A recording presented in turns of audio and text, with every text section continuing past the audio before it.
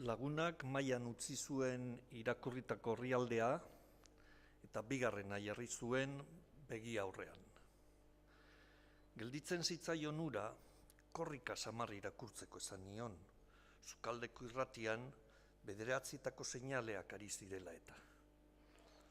Hemen duk laster, esan nion osabaren puntualitatea gogoratuz. Izenburu hauze amak bigarren orrialdeak.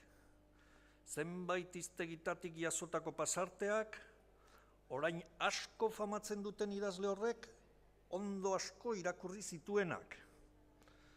Ezin ukatu izenburu luzeak gustatzen zaizkiola.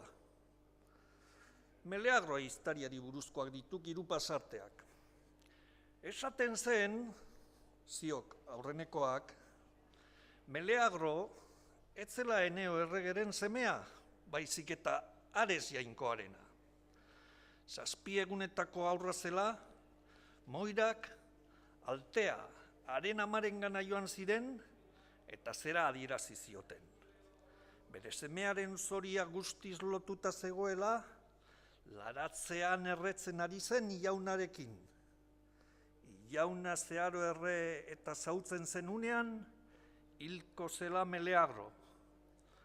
Alteak presak atera zuen Ilauna zutatik, eta itzali eta kutxa batean gorde zuen. Segi bigarrenarekin eskatu nion lagunari. Bigarrena, eta patuaren amandre diren Moirak haren bila joan ziren, eta zutako Ilauna zeharo zautuzkero, bere semea ere sautu eta hil egingo zela auguratu zioten.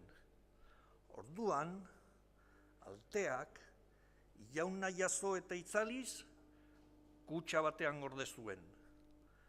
Baina gertatu zen, Meleagrok hil egin zituela bere osabak, Altearen nebak, Kalidoneko eizaldian.